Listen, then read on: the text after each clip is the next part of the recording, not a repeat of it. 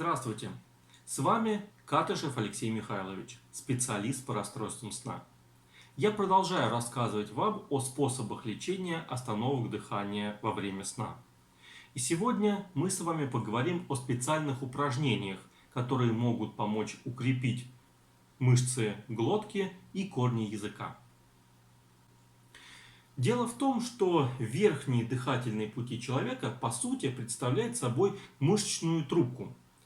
Основной механизм развития храпа и сонного апноэ заключается в том, что тонус мышц во время сна снижается.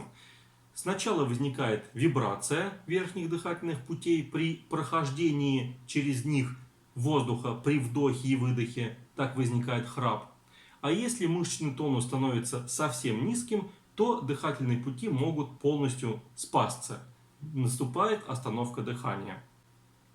Механизм развития остановок дыхания во сне я подробно рассказывал в 6-м выпуске. Если кто не смотрел тот ролик, обязательно посмотрите. Ссылка на плейлист со всеми роликами, посвященными данному заболеванию, будет в описании под видео. Во многих случаях при неосложненном храпе, то есть храпе, который не сопровождается остановками дыхания во сне, и при легкой степени сонного апноэ, это неплохо помогает. В интернете можно найти больше десятка упражнений. Мы сегодня с вами рассмотрим 6 самых распространенных из них. Первое упражнение. Выдвиньте язык вперед и вниз настолько, насколько можете. Удерживайте его в таком положении по 2 секунды. Сделайте 30 повторов. Это упражнение обеспечивает увеличение тонуса мышц мягкого неба и небного язычка, а также тренировку мышц языка, смещающих его вперед. Второе упражнение. Двигайте челюстью вперед-назад. Препятствуйте движению вперед, надавливая на подбородок. Сделайте 30 повторов. Данное упражнение обеспечивает тренировку мышц нижней челюсти, выдвигающих ее вперед. Если мышцы натренированы, то даже в расслабленном состоянии, во сне, они поддерживают определенный тонус и смещают указанные структуры вперед, обеспечивая увеличение просвета глотки и уменьшение храпа. Третье упражнение. Крепко зажмите в зубах деревянную палочку или карандаш и удерживайте ее в течение 3 минут. Это упражнение вызывает тоническое напряжение жевательных и глоточных мышц, которое сохраняется в течение 20-30 минут. Это существенно уменьшает храп и сонное апноэ в начальной фазе засыпания. Четвертое упражнение. Приоткройте рот и сделайте 10 круговых движений нижней челюстью, вначале по часовой стрелке, а затем против. Пятое упражнение. С усилием надавливайте языком на верхнее небо в течение 1 минуты. Сделайте 3 подхода с перерывами между попытками по 30 секунд. Шестое упражнение.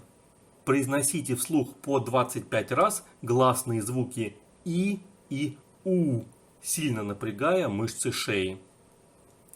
Из рассмотренных нами сегодня упражнений можно выбрать 3-4, которые вам больше нравятся. Заниматься необходимо 2 раза в день, утром и вечером, не менее чем по 10 минут. Вечерние упражнения следует выполнять за 10-20 минут до сна. Однако следует помнить, что устойчивые результаты появятся только через 3-4 недели регулярных ежедневных занятий. Надо заметить, что далеко не все пациенты с усердием выполняют гимнастику от храпа или же могут делать упражнения неправильно, что снижает результативность.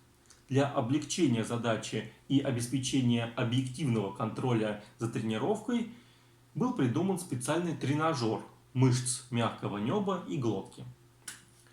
Прибор называется СНОР. Он представляет собой электронное устройство с датчиком давления, к которому подсоединяется трубочка. Трубочка помещается в рот в определенном положении с опорой на мягкое небо. Далее человек плотно сжимает трубку губами и делает всасывающие движения, как будто пьет коктейль из трубочки. Происходит напряжение и тренировка мышц мягкого неба и глотки. Степень напряжения, а соответственно интенсивность тренировки отражается на смартфоне или планшете, к которому подключен прибор. Есть версия аппарата, который подключается при помощи провода, а есть улучшенная версия с Bluetooth, как у меня. Все данные по тренировкам сохраняются в памяти прибора, что позволяет объективно контролировать достигнутый прогресс. Устройство имеет интеллектуальный режим работы. Вначале оно определяет тренированность мышц человека, а затем, исходя из этого, дает задания для выполнения. Таким образом, удается достичь максимально эффективных результатов тренировок. Приложение предлагает два вида упражнений.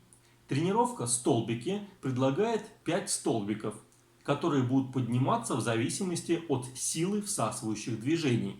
Прибор подает звуковые сигналы, после которых следует начать движение. Также устройство демонстрирует слайды и видео в перерывах между упражнениями. Тренировка кино попросит вас сделать всасывающие движения для просмотра фильма. Как только усилия ослабнут, экран погаснет. Напрягать мышцы необходимо постоянно, чтобы смотреть видео. Для просмотра можно выбрать любой ролик на YouTube.